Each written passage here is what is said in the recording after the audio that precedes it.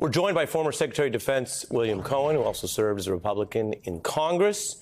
He has a Wall Street Journal piece, Kamala Harris for America's National Security, and Reverend Al Sharpton, host of MSNBC's Politics Nation, who recently interviewed Harris and who has had dealings with Harris and Trump over the years. Secretary Cohen, your view of what General Kelly says here about Donald Trump.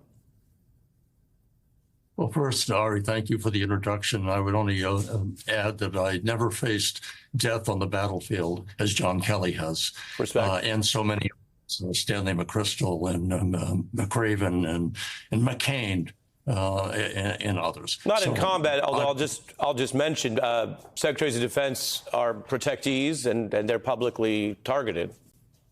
I was the subject of assassination attempts on several occasions, so in that sense.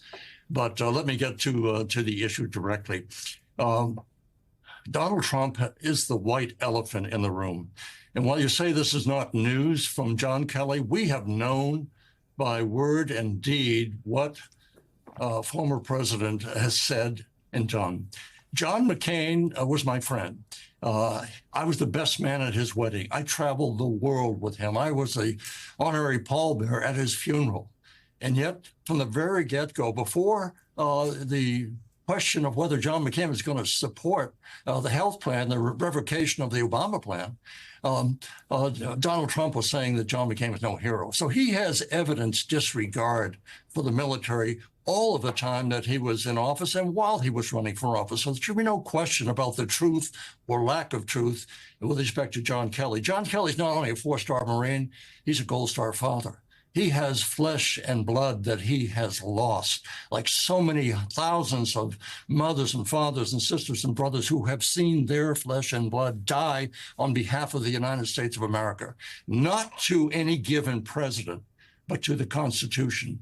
And you and I grew up, I believe at least, in the good old days, pledging allegiance to the flag of the United States and to the republic for which it stands, never to a president. So we know what the former president has said, and John Kelly has simply said it clearly and boldly and on the record. Others have said it as well, not as directly as he had, not as of record, but they're out there. Chairman Milley understood what it meant to be used by the president, then president. Secretary of Defense Asper, same thing. Jim Mattis, one of the most decorated Marines in our history, has said, I can't serve you any longer, Mr. President. I don't share your views. I have never seen a Marine of that stature say, walk away from serving the President of the United States, the Commander-in-Chief. Why did he do it? Because he knew that Donald Trump did not have the safety, security, and the interests of those people who were putting their lives on the line. He wanted to pull out our troops out of Syria, not over 3 weeks, 3 months, or 6 months. He wanted it overnight. And that forced Secretary of Defense Mattis to say, Mr. President, we have allies over there as well as our own troops. If you do this, you are going to compromise their lives. And notwithstanding that, then President Trump said, do it, get rid of it now. So we have known, we are at an inflection point in this country. And what is shocking to me is not so much what John Kelly has said, but that so many of the American people now think this is a close election and they're prepared to vote for to be dictator in charge. That's what's shocking. Appreciate your breakdown of that, Secretary Cohen. Rev, this is how they're spinning this on Fox. Take a look. Coming from the business world, the first one we've ever had. It's not even a public company. And then he obviously has frustration. And I could absolutely see him go, now, you know what? It would be great to have German generals that actually do what we asked them to do, knowing that's a third, maybe not fully being cognizant of the third rail of German generals who are Nazis and whatever. I mean, everyone in the world knows that German generals were Nazis. And when you say that you want generals that were like Hitler's generals. First of all, why would any sitting president want anything associated with saying like Hitler had? Hitler's generals executed people because they were Jewish. I mean, let's talk about what they did do. You want generals like that? and we want to put you in the White House. And again, we're talking about John Kelly. We're not talking about some body that may have been second wrong. This is the chief of staff. This is the guy that executes the will of the president.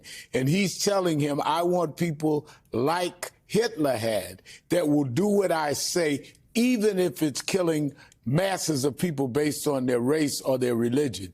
That should frighten everyone. Yes, this is not new news, but it's certainly chilling news to say the only guy that was in the room with the president at the time Trump was president more than anyone else and that carried out his orders is saying, yes, he said, I wanted people that would get in line and do egregious, murderous things as generals like Hitler had them. And you've dealt with Donald Trump for years in New York, and you just sat down with Kamala Harris in a newsworthy interview. Could this contrast be any starker? And what do you think of this being part of the closing, the closing dividing line with 2 weeks left? Contrast couldn't be any clearer. I think when you see one person that is talking about continuing health care and benefits for people that need it, insulin caps, and another person talking about, Arnold Palmer's privates and now his chief of staff. His chief of staff. Imagine if this was Kamala Harris's chief of staff saying, I would like some generals like Hitler. They'd be asking for her to pull out the race rather than trying to rationalize it like you just played the clip. Yeah. Secretary Cohen, I have about 45 seconds left. Your thoughts on what the country should do with this information? I think what the country has to do is say, look in the mirror and say, who do we see in that mirror? Are we prepared to put into the Oval Office a man who's declared he wants to be a dictator, who wants to be prepared to use our U.S. military against American citizens who are protesting? I think the debate that's taking place right now is one of who we are as a country. And if we want to be the country that Donald Trump wants for us, I think that we will no longer be able to hold the lamp of liberty up to not only to the American people, but to the world. We are still the best source of freedom on the face of the earth, and we're about to put that in jeopardy, I believe, if Donald Trump is elected.